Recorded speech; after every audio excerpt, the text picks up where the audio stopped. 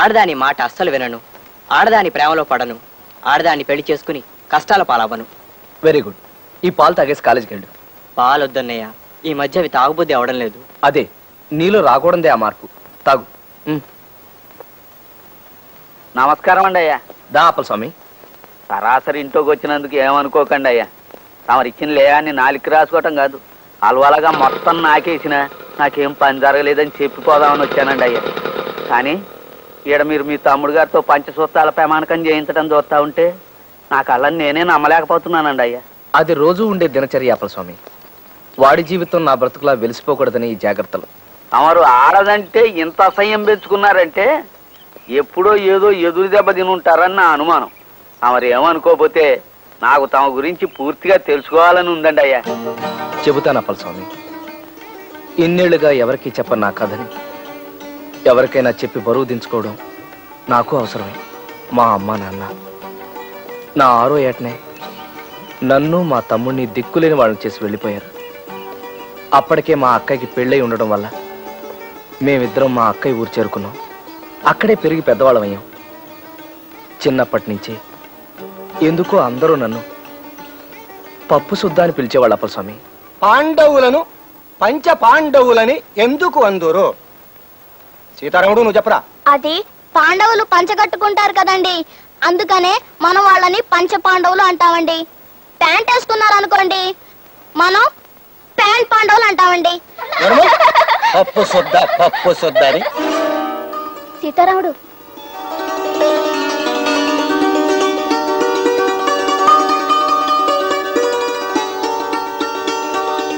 పప్పు సుద్ద. స్కూల్ చదివైపోగానే మా బావ నన్ను ఈ ఊరు తీసుకొచ్చి కాలేజీలో చేర్పించారు. ఓ చిన్న గది అద్దెకి తీసుకుని ఉండేవాడిని. నాలోని అతి మర్యాద, అమితమైన మన్నన నాతోనే పెరిగి పెద్దవయ్యాయి అప్పల స్వామి. ఇంకా అవలేదా? పాపం చాలాసేపటి నుంచి ఊడుస్తున్నారు. మీరు వెళ్ళండి నరసం గారు, ఆ కాస్త నేనే ఊడ్చేసుకుంటాను. అబ్బే వద్దు బాబు, ప్లీజ్ ఆ చీప్లెట్ ఇవ్వండి. మీరు వెళ్ళండి. నమస్కారం. నా అతి మంచితనాన్ని అసమర్థతగా జమకట్టి ఓ రోజున తన తండ్రిని తీసుకుని మా ఇంటికి వచ్చింది మా పని పిల్ల. ఈడు మా అయ్య. నమస్కారం అయ్య గారు. చూడు బాబు, నాకు అర్జెంటుగా 5,000 రూపాయలు కావాలా? అలాగా పాపం, ఏమిటో అంత అత్యవసరం? నా అవసరం ఏదైనా ఆ సొమ్ము నాకు ఇయ్యాల్సిన అవసరం నీకుంది. నేనివ్వాలా? అవును. అది రేపు పొద్దున 9 గంటలకల్లా నా చేతిలో పడాలా, లేకపోతే నీ నీటిలోకి ఈడుతా, నాన్న ఆలరీ పెడతా. ఏదో ఓ 100 లోపు అయితే సర్దగలను గాని 5,000 రూపాయలు ఇప్పటికిప్పుడు కావాలంటే ఎక్కడి నుంచి తేగలను చెప్పండి. అదంతా నాకు తెలవదు. రేపు పొద్దుటికల్లా నువ్వు నాకు ఆ డబ్బు ఇవ్వకపోతే నిన్ను నలుగురిలో తలెత్తుకోకుండా చేస్తా, జాగ్రత్త. పదవే. అతను అలా బెదిరించడంతో నాకు ముచ్చెమటలు పోసి ఆ రాత్రంతా నిద్రపోకుండా భయంగా గడిపాను. తెల్లవారగానే వాళ్ళ మీద పోలీస్ రిపోర్ట్ ఇవ్వడానికి బయలుదేరాను. పోలీస్ స్టేషన్ కి మీ మీద రిపోర్ట్ ఇవ్వడానికి. పోలీస్ స్టేషన్ కా? పద, మేము వస్తాం. పద, నీ గురించి మేము ఇస్తాం రిపోర్ట్. నా గురించా? ఏమనంటాయా? ఎంత అమాయకంగా అడుగుతున్నాడు. కట్టాలో పడి ఇల్లు గడవక తప్పనిసరి నా కూతురు ఇంటికి పనికి పంపిస్తే దాన్ని మాయమాటలతో లొంగ తీసుకుని దానికి నెల తప్పేటట్టు చేస్తావా? అయ్యో, నేను తప్పేటట్టుగా చేశానా? ఏమండి, నేను అలాంటి వాడిని కాదండి. సాధ్యమైనంత వరకు తోటి స్టూడెంట్స్ కి సహాయపడి వాళ్ళందరూ పాస్ అయ్యేటట్టు చేశాను కానీ ఎవరిని తప్పేటట్టు చేయలేదండి. నోరు మూయవయ్యా, నా కూతురు తల్లి కాబోతుంది. దానికి ఇప్పుడు 3వ నెల. అలాగా? ఈ విషయం నరసింహ నాతో చెప్పలేదే. ఏమండి, ఆ విషయం మాకు ఇప్పుడే తెలిసింది. నీకు ఆ కబురు శబ్దమనే వస్తాను. ఎంతైనా ఆ బిడ్డకి తండ్రివి కదా. ఇదేమిటండి, నేను నరసింహ గారిని? చచ్చా, ఏమండి, ఇది అన్యాయం అండి. నేనే పాపం ఎరగను. చేసిందంతా చేసి ఇప్పుడు ఏం ఎరగనంటే నా గతి ఏంటి? చెప్పండి బాబు, మీరే న్యాయం చెప్పండి. నా బిడ్డ నేనింటికి పని మనిషిగా పంపిస్తే దాన్ని లోపరుచుకొని దానికి గర్భం చేశాడు. ఏంటయ్యా ఇది అంటే నాకేం తెలియదు అంటున్నాడు. చెప్పండి బాబు, మీరే న్యాయం చెప్పండి. సార్, ఇది అబద్ధం, పచ్చబద్ధం. ఏమయ్యా, చదువుకునే కుర్రాళ్ళ ఉన్నావు? నువ్వు చేసే పనేనా ఇది? ఎంత అమాయకంగా కనబడుతున్నాడు చూడండి. సార్, నాకేం తెలియదు సార్. ఒట్టు, సరస్వతిదేవి మీద ఒట్టు. ఇప్పుడు నా బిడ్డ మెళ్ళ తాళి కట్టినంటే అది ఊరేసుకుంటుంది. నా బిడ్డను నాకు దక్కించండి బాబు, మీ కాళ్ళు కొట్టుకుంటాను. ఇట్లాంటి మాటలు మాట్లాడుకో. నేను ఎవరిని పెళ్లి చేసుకోను. ఓ పలుసు పిల్లలు చెడగొట్టి పెళ్లి చేసుకోవాలంటే ఊరుకుంటారట. అతనితో మాట్లాడండి, 4 తగిలిస్తే తెక్క కుది దారిలోకి వస్తాడు. ఏమయ్యా? ఆగండి. ఎక్స్క్యూజ్ మీ, తప్పుకోండి. చూడండి, మీ చుట్టూ ఈ జనం ఏమిటి? నేను ఇప్పుడే ఊరి నుంచి వచ్చాను. ఇంటికి వెళ్ళి తాళం వేస్తుంటే మిమ్మల్ని వెతుక్కుంటూ ఇలా వచ్చాను. నువ్వెవరు తల్లి?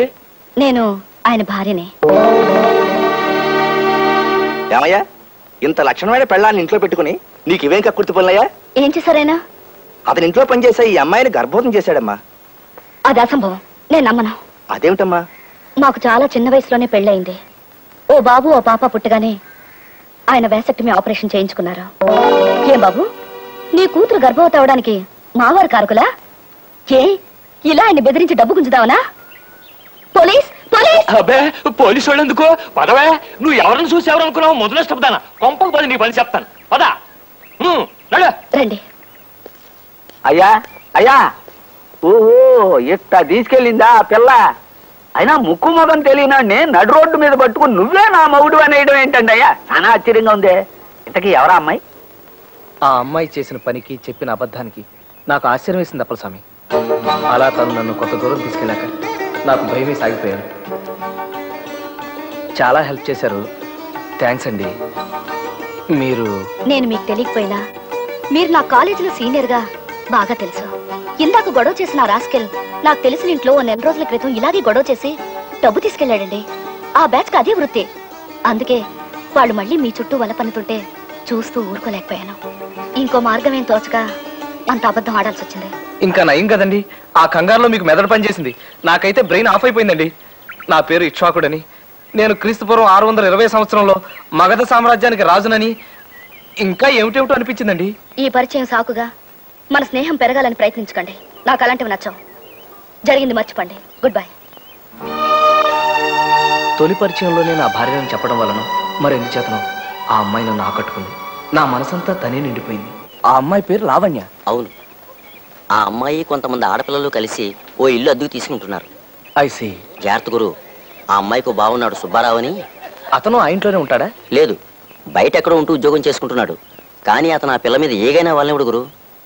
సుబ్బారావు కంటపడకుండా లావణ్య ఇల్లు ఎక్కడో తెలుసుకోవాలనుకున్నాను.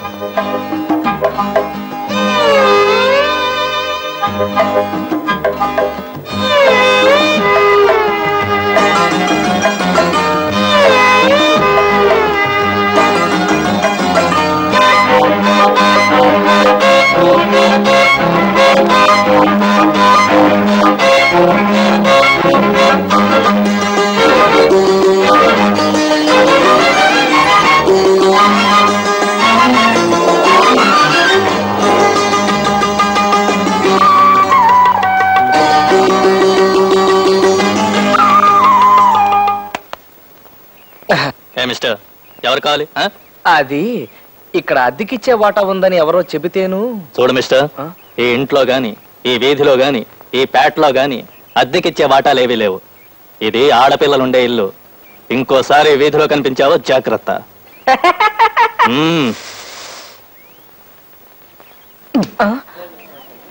లావణ్య కోసమా? ఊరుకోరా. నువ్వు అమ్మాయి వెంట పడుతున్నావు అని కాలేజీ మొత్తానికి తెలుసురా. రే క్లాస్కి వెళ్ళే.